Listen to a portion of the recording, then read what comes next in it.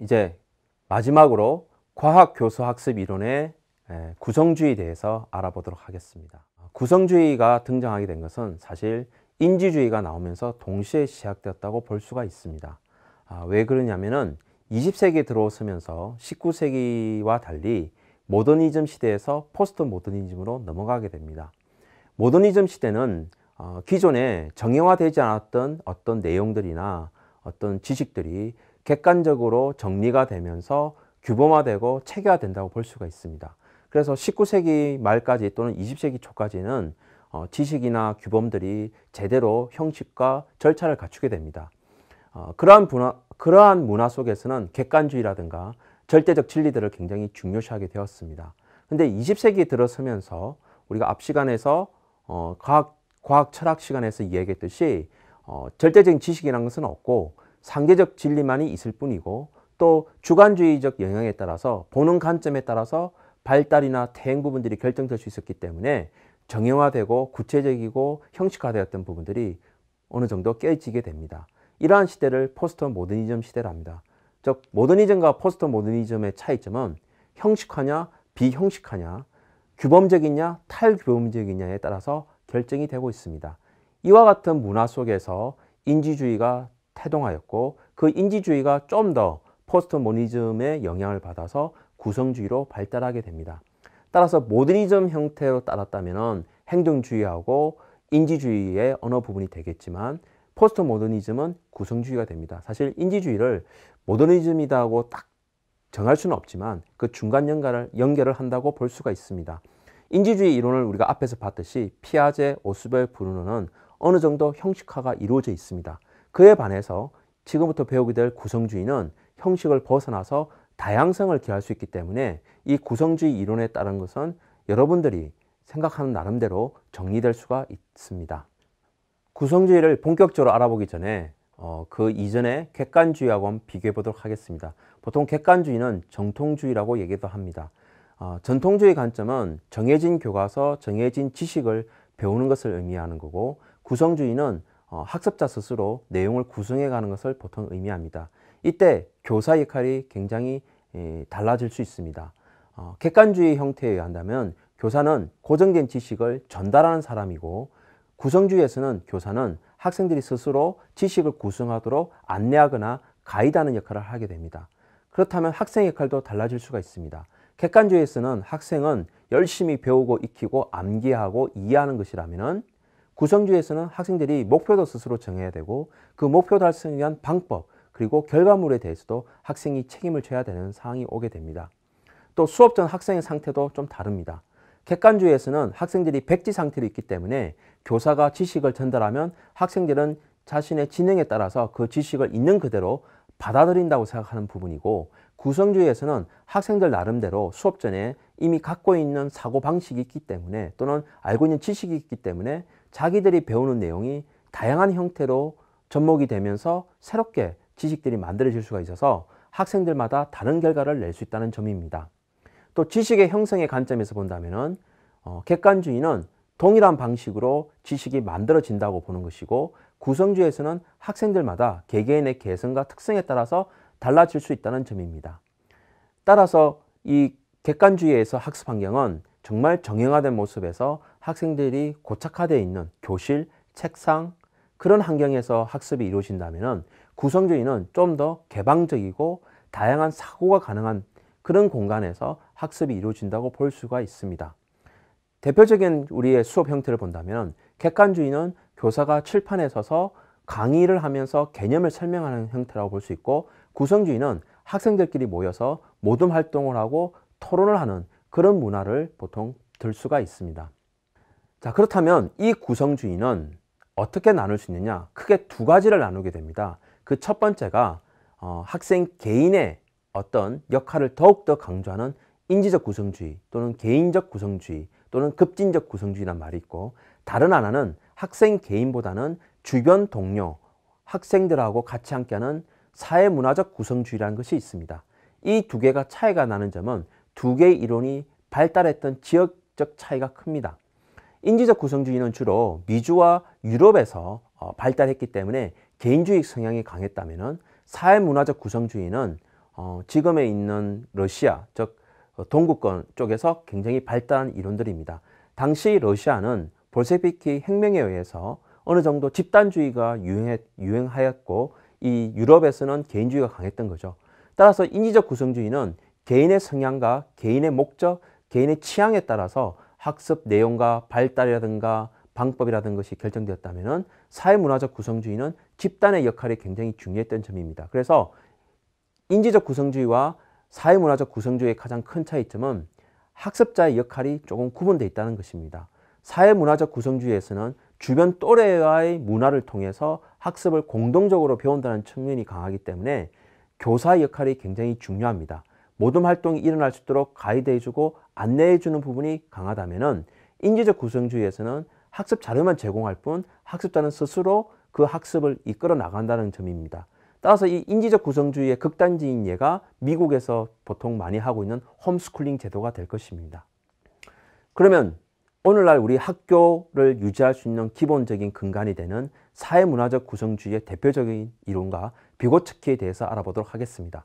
비고츠키 이론은 사실 피아제 이론과 동시대에 나온 이론입니다. 그렇지만 이것이 동구권에서 특히 소비에트 연방에서 시작되었기 때문에 널리 알려지지 못했으나 구성주의가 시대가 대표적으로 되고 지배적으로 됨으로써 다시 한 번 더 비고츠키 이론이 대두되게 되었습니다.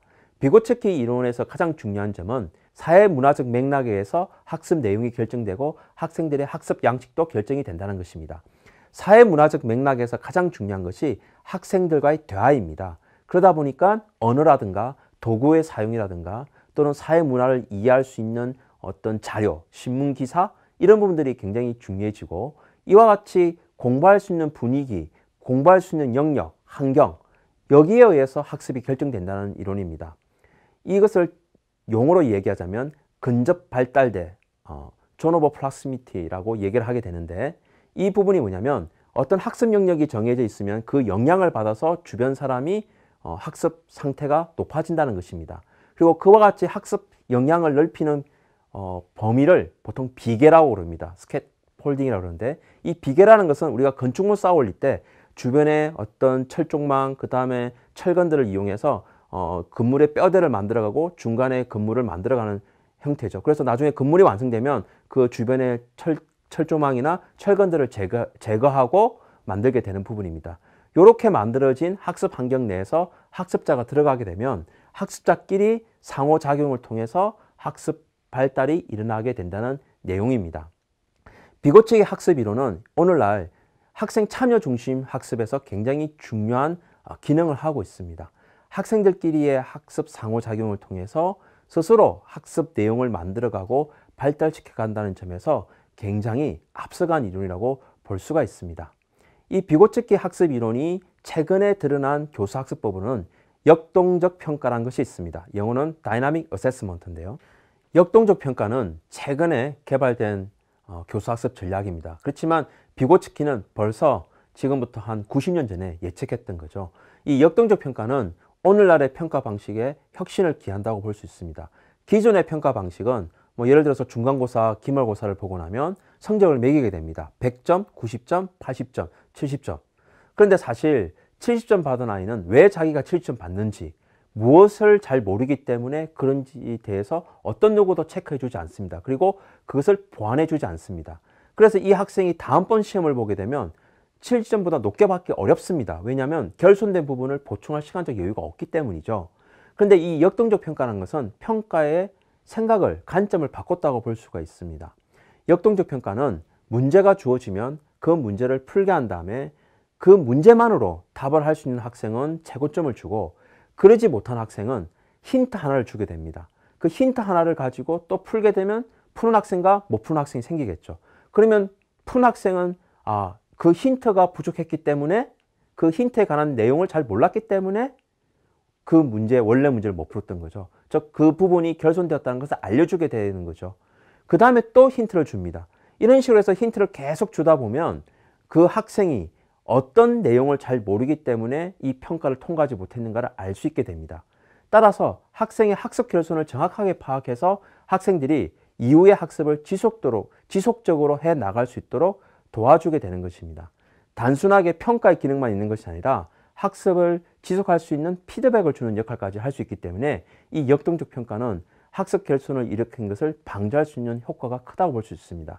대표적으로 적용할 수 있는 과목이 수학과 과학이 될 수 있겠죠. 왜냐하면 수학과 과학이라는 과목은 개념적인 어떤 누적이나 발달 과정이 없으면 그 이후의 내용을 배우기 어렵기 때문이죠. 따라서 이 역동적 평가를 앞으로 적극적으로 활용할 필요가 있는 것입니다. 비고치키 학습 이론은 이상과 같이 한마디로 얘기하면 교수 학습 과정을 교사나 학생의 도움을 받아서 이루어지는 것이기 때문에 오늘날 학교 교육에서 가장 중요한 이론으로 자리 잡을 수가 있습니다. 비고츠키에 의해서 사회적 구성주의 이론이 이제 시작되었다면은 피아제의 인지발달론에 의해서 이루어진 구성주의 이론들이 점점 생겨나게 되었습니다. 그 대표적인 것이 개념변화 학습 이론입니다. 피아제는 인지발달을 통해서 평형화 과정을 통해서 인지구조가 발달한다고 했지만 오수벨에 의하면 개념 간의 관계를 명료화한다고 하였습니다. 결국 두 가지를 합쳐보면 기존에 가지고 있던 개념들을 잘못된 개념들을 올바른 새로운 개념으로 변화시키는데 초점이 되겠죠. 따라서 이 구성주의는 개념을 변화시키는데 학습자가 어떻게 접근할 것이냐에 대한 관심을 가지게 되는 것입니다. 근데 이 개념이라는 것이 일상생활에서 얻게 되는 경험을 통해서 얻게 되는 개념이 있고 학교에서 배우는 개념이 있습니다. 따라서 이 두 개가 일치할 때는 굉장히 학습이 잘 되겠지만 이것이 상충하거나 충돌할 때는 학습이 잘 일어나지 않겠죠. 따라서 웨인즈와 파인즈라는 사람은 이 개념들을 구분했습니다. 학교에서 학습한 지식과 자신의 경험을 통해서 얻게 되는 지식이 어떻게 결합이 되느냐에 따라서 개념 변화에 다양한 방법이나 효과가 있을 수 있다라고 제시를 하였고요. 그 다음에 이 하슈웨라는 사람은 피아제의 평형화 과정을 좀 더 세분화해서 개념 변화를 일으킬 수 있다고 제시하였습니다. 그림에서 보는 것 같이 이 그림은 피아제의 평형화 과정과 되게 유사합니다. 다른 점이 있다면 갈등이 두 가지가 있다는 점입니다. 지금 갈등 1이라는 점을 보면 이 갈등 1이 피아제가 얘기했던 평형화 과정에서의 갈등입니다. 기존에 가지고 있던 선행 개념이 새로운 학습 내용을 만났을 때 그걸 이제 학습 환경이라고 하는데 R2로 표시가 되어 있습니다. 이 두 개가 갈등을 일으키기 때문에 평형화 과정을 일으키는데 처음에 가지고 있던 선행 개념하고 C1하고 나중에 새롭게 가지게 될 과학 개념인 C2가 충돌나는 경우가 있습니다. 이 부분을 갈등 2로 제시하게 됩니다. 그래서 이 갈등 2를 해결하기 위해서 학습자가 스스로 노력하고 구성하는 과정이 바로 개념 변화에 관한 부분이라고 제시하고 있습니다. 지금까지 학습한 인지주의와 구성주의의 굉장히 복잡한 이론들을 우리가 간단 명료하게 정리해보는 시간을 가져보도록 하겠습니다. 사실 이 구성주의 이론과 인지주의 이론을 체계적으로 정리한다는 건 사실 쉽지가 않습니다. 특히나 오수벨의 이론 같은 경우는 너무나도 복잡한 구조를 이루고 있기 때문에 단순하게 그림화시켜서 또는 시각화시켜서 해볼 수도 있지만 가장 중요한 개념끼리의 관계를 알아보는 것도 필요하다고 보여집니다. 오수벨의 유의미 학습 이론에서 제시했던 학습법인 개념들을 가지고 한번 우리가 지금까지 배웠던 인지주의 이론이나 구성주의 이론에 대해서 알아보도록 하는 실습을 해보도록 하겠습니다. 먼저 개념도를 작성하는 방법을 익혀야겠죠. 앞서도 얘기했지만 개념도의 구조는 교차 연결, 명제, 그리고 개념, 위계 이런 것들이 있었습니다. 제일 먼저 개념도를 작성하기 위해서는 전체 학습 내용이 있어야겠죠. 지금 제시되어 있는 것처럼 어떤 하나의 예를 가지고 얘기해 보도록 하겠습니다. 지금처럼 이 다양한 지문이 있습니다. 지문을 통해서 추출한 주요 개념어들을 이제 위계적으로 나열합니다. 위계적으로 나열할 때는 가장 상위 개념을 맨 위에 올려두고 가장 낮은 개념을 맨 아래에 둡니다. 보통 위계는 한 4단계 정도로 제시하는 것이 좋겠죠. 너무 많아도 이상하고 너무 적어도 이상하겠죠. 이렇게 제시된 개념어들을 이제 수준에 따라서 적절하게 연결해 볼 필요가 있습니다. 연결선을 잘 긋고 나면 필요한 경우에는 교차 연결을 하기도 합니다. 이와 같은 방법으로 개념들을 그릴 수 있는데 여러분들은 지금까지 배웠던 내용들 중에 가장 어려웠던 학자의 이론을 한번 택해 보도록 하겠습니다. 지금 보실 예들은 학생들이 직접 구성한 예들입니다. 인재발달 이론, 피아제 인재발달 이론의 대표적인 이론들은 주로 인재발달 단계가 있고 그리고 평형과 비평형의 과정이 있습니다. 이 학생은 평형 과정에서의 어떤 기능으로서 적응이라든가 그 다음에 갈등이라든가 이런 부분을 제시했지만 사실 이게 좀 맞지는 않습니다. 그렇지만 자신이 학습한 부분을 이와 같이 개념들을 그려보면 틀린 부분을 찾을 수가 있습니다. 예를 들면 평형 과정에서 인지적 갈등이 중요하지만 그것이 적응하고 같은 위계를 가지느냐 그렇지는 않다는 거죠. 사실은 적응은 조직화와 관련되어 있기 때문에 어느 정도 수정이 필요하다고 볼 수가 있습니다. 또 이 학생은 평형, 비평형, 인지적 발달 단계로 나눴는데도 불구하고 인지적 발달 단계에서의 단계 4가지를만 제시하고 있습니다. 사실 평형과 비평형이 굉장히 중요한 의미라고 봤을 때 거기에 대한 설명이 또 없거든요. 그래서 개념도를 그려보면 확실하게 자기가 무엇을 알고 있는지 무엇을 모르는지 확인할 수가 있습니다. 자기가 무엇을 아는지 무엇을 모르는지 이걸 인지하는 능력을 보통 우리가 초인지 능력 또는 메타인지 능력, 상위인지 전략이라고 얘기합니다. 이 초인지 능력은 보통 고등학교 1학년 정도에 생성된다고 그러거든요. 즉 형식적 조작기에 도달하고 난 뒤에 가지는 부분이기 때문에 개념도를 그리려면 어느 정도 학년이 있어야 됩니다.